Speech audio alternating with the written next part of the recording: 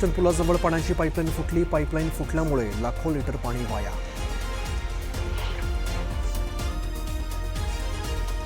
लासलगावच्या मालधक्क्यावरून तब्बल 840 टन कांदा रेल्वे मार्गाने दिल्लीला पाठवला जाणार. 21 डब्यांच्या रेल्वे रॅकमध्ये कांद्यांच्या गोण्यांची लोडिंग सुरू.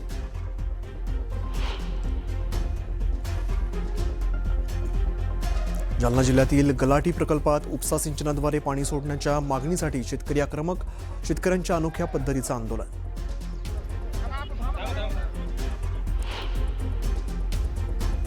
समृद्धी महामार्गावरती सिंदखेड राजा दुसर बीड दरम्यान पुलाच्या तुटलेल्या अँगलवरती भरधाव कार आदळली. धडकेनंतर कारचं इंजिन फुटलं.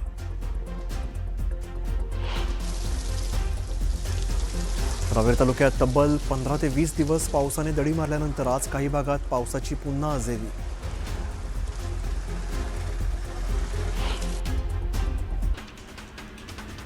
आश्रमशाळेतील विद्यार्थ्यांच्या मृत्यू आणि गैरसोयींबाबत प्रश्न विचारताच आदिवासी मंत्री अशोक उईकेंनी उत्तर देणं टाळलं.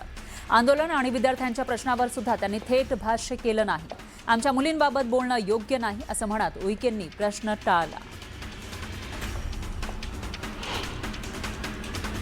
नांदेडमधील काँग्रेसच्या सत्याग्रह आंदोलनामधील घोषणांवरून भाजपनं टीका केली. सनातन धर्माबाबतच्या घोषणांवर काँग्रेस खासदार रवींद्र चव्हाण यांना सोशल मीडियावर लक्ष करण्यात आलं.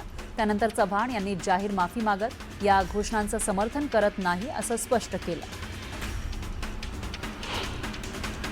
अंबरनाथमध्ये पालिकेच्या अनधिकृत बांधकामावरून शिवसेना नगरसेवक आक्रमक झाले.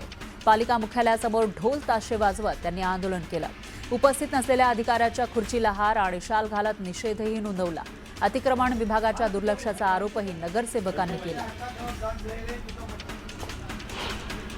100 कोटींच्या वसुलीच्या आरोपानंतर माजी मंत्री अनिल देशमुख यांनी पुन्हा चौकशी अहवाल सार्वजनिक करण्याची मागणी केली आहे. न्यायमूर्ती चांदीवाल यांनी 11 महिन्यांच्या चौकशीनंतर 1400 पानी अहवाल सरकारला दिला. मात्र हा अहवाल अद्याप सार्वजनिक करण्यात आला नाही असा दावा देशमुख यांनी केला. युवासेना प्रमुख आदित्य ठाकरे उद्या रायगड जिल्ह्याच्या एकदिवसीय दौऱ्यावर येणार आहेत. डोलबी इथून त्यांच्या पाहणी दौऱ्याला सुरुवात होईल. त्यानंतर नागोठाणे, माणगाव आणि इंदापूर परिसरातील मुंबई गोवा महामार्गाच्या सुरू असलेल्या कामांची ते पाहणी करणार आहेत. बीडच्या संतोष देशमुख हत्या प्रकरणाची पुढील सुनावणी आता 1 सप्टेंबरला होणार आहे.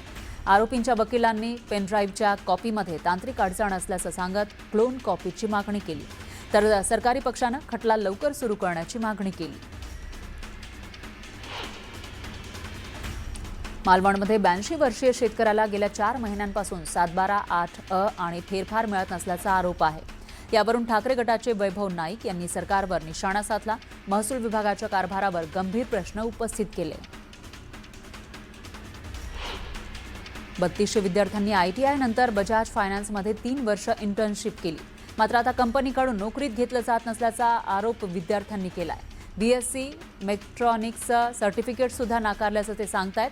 कायमस्वरूपी नोकरी आणि पगारवाढीची त्यांची मागणी आहे. मराठी भाषेच्या सक्तीवरून मुंबईतील रिक्षा चालकांमध्ये सुरू असलेला वाद आता बोरिवली RTO कार्यालयापर्यंत पोहोचला. परप्रांतीय रिक्षा चालक मोठ्या संख्येनं RTOमध्ये दाखल झाले. अधिकाऱ्यांनी चालकांशी संवाद साधत त्यांच्या तक्रारी आणि गैरसमज दूर करण्याचा प्रयत्न केला. छत्रपती संभाजीनगर जळगाव महामार्गावरील खड्ड्यांविरोधात राष्ट्रवादी काँग्रेस शरदचंद्र पवार पक्षानं जामनेर तालुक्यातील नेरी बुद्रुक इथं रास्ता रोको आंदोलन केलं. अर्धा तास चाललेल्या आंदोलनामुळे महामार्गावर वाहनांच्या लांबच लांब रांगा लागल्या. 10 दिवसात खड्डे बुजवा अन्यथा तीव्र आंदोलन करू असा इशारा देण्यात आला. जालना जिल्ह्यातील गल्हाटी प्रकल्पामध्ये उपसा सिंचनाद्वारे पाणी सोडण्याच्या मागणीसाठी शेतकरी आक्रमक झाले. जायकवाडीच्या डाव्या कालव्यातून कळशीभर पाणी आणून ते कोरड्या गल्हाटी प्रकल्पात टाकत शेतकऱ्यांनी अनोख्या पद्धतीनं आंदोलन केलं. गोंदियामध्ये विविध मागण्यांसाठी शेतकऱ्यांचा भव्य ट्रॅक्टर मोर्चा जिल्हाधिकारी कार्यालयावर धडकला.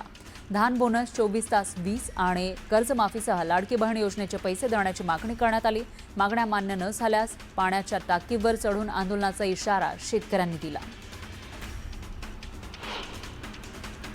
चोपड्यातील रेशन व्यवस्था मजबूत करण्याच्या मागणीसाठी भारतीय कम्युनिस्ट पक्षानं तहसील कार्यालयावर मोर्चा काढला. रेशन कार्डवर प्राधान्याचा शिक्का मारण्यासाठी पैसे घेतल्याचा आरोप करण्यात आला आहे. आणि ऑनलाईनच्या नावाखाली पैसे घेणाऱ्या कर्मचाऱ्यांवर कारवाईसह विविध मागण्या आंदोलकांनी केल्या.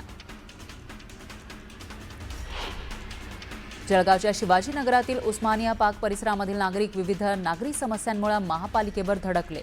रस्ता, पाणी आणि ड्रेनेजच्या समस्यांकडे लक्ष वेधत घोषणाबाजी करण्यात आली.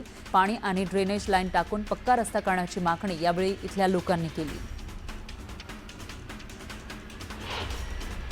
पुरंदर तालुक्यामधील नीरा इथं वीज बिलाच्या तक्रारीसाठी ग्रामस्थांनी वीज वितरण कार्यालयावर मोर्चा काढला. मीटर रीडिंग न घेताच वाढीव बिल आकारल्याचा आरोप ग्रामस्थांनी केला. स्मार्ट मीटरलाही विरोध करत समस्या न सुटल्यास तीव्र आंदोलन करू असा इशारा देण्यात आला. नांदेडमध्ये विविध मागण्यांसाठी आदिवासी विद्यार्थ्यांनी जिल्हाधिकारी कार्यालयासमोर आंदोलन केलं. 14 ऑगस्टचा नवीन GR रद्द करण्यासह आदिवासी विकास मंत्र्यांच्या राजीनाम्याची मागणी यावेळी करण्यात आली. सर्पदंशाने मृत्यू झालेल्या मुलींच्या कुटुंबियांना मदत आणि वसतिगृहामध्ये चांगल्या सुविधा द्या अशी मागणी या विद्यार्थ्यांनी केली. आदिवासी विकास मंत्र्यांनी वयाच्या अटीला स्थगिती दिल्यानंतर विद्यार्थ्यांनी या निर्णयाचं स्वागत केलं. मात्र सर्व मागण्या मान्य होईपर्यंत उपोषण सुरूच ठेवणार असं विद्यार्थ्यांनी स्पष्ट केलं.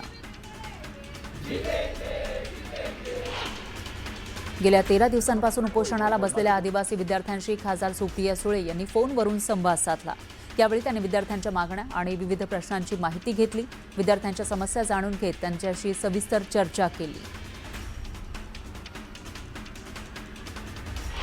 मीरा भाईंदरमध्ये नशामुक्ती आणि सायबर फ्रॉड जनजागृती अभियानाच्या कार्यक्रमात भाषेवरून वाद झाला. महापौर डिंपल मेहता यांच्या स्वागतावेळी सूत्रसंचालकानं मारवाडी भाषेचा वापर केला. यावर मनसे पदाधिकाऱ्यांनी आक्षेप घेतला आणि मराठीतच बोलण्याचा आग्रह धरला. पवन करवर यांच्यावर ऑइल फेकीचा प्रकार घडल्यानंतर त्यांनी धनगर आरक्षण आंदोलक दीपक बोराडेंसोबत परभणीच्या पोलीस अधीक्षकांची भेट घेतली. हल्ल्याची माहिती देत दोषींवर कडक कारवाईची मागणी करण्यात आली. तसंच पवन करवर यांना पोलीस संरक्षण देण्याची मागणीही करण्यात आली.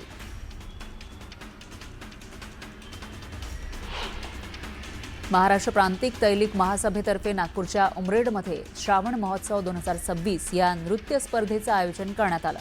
या कार्यक्रमात उमरेडमधील विविध महिला मंडळांनी सहभाग घेतला होता. या स्पर्धेत ग्रीन गार्डन महिला मंडळानं 3रा क्रमांक पटकावला.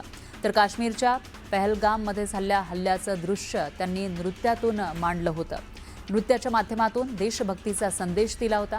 यावेळी ग्रीन गार्डन क्लबला पारितोषिक देऊन गौरवण्यात आलं.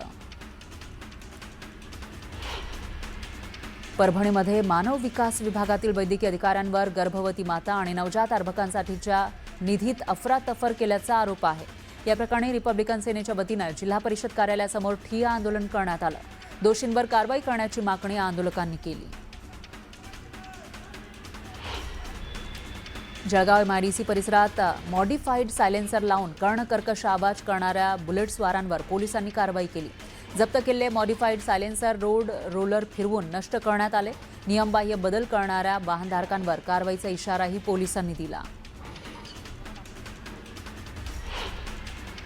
रांजणगाव MIDCमध्ये माथाडी मंडळाच्या नावानं बनावट पावत्या देऊन वाहन चालकांकडून पैसे उकळल्याचा आरोप करण्यात आला आहे. 800 रुपयांची ऑनलाईन वसुली केल्याचंही तपासात समोर आलं. या प्रकरणी दोघांविरोधात गुन्हा दाखल झाला आणि पोलिसांकडून तपास सुरू आहे. महाराष्ट्रातील विविध जिल्ह्यांमध्ये वॉन्टेड असलेल्या 3 इराणी गुन्हेगारांना खडकपाडा पोलिसांनी अटक केली. दरोडा, फसवणूक, चोरी, NDPS आणि मोक्कासारख्या गंभीर गुन्ह्यांमध्ये ते वॉन्टेड होते. टिटवाळ्यामध्ये सापळा रचून पोलिसांनी तिघांना बेड्या ठोकल्या. नांदेडच्या लोहा तालुक्यामध्ये 2 वर्षीय चिमुकलीवर अत्याचार केल्याची धक्कादायक घटना समोर आली. चॉकलेटचं आमिष दाखवून चुलत काकानं हे कृत्य केल्याचा आरोप आहे. या प्रकरणी सोनखेड पोलिसांनी आरोपी विलास वाघमारेला अटक केली आहे. पॉक्सोसह विविध कलमान्वये गुन्हा दाखल करण्यात आलाय. बारामतीमध्ये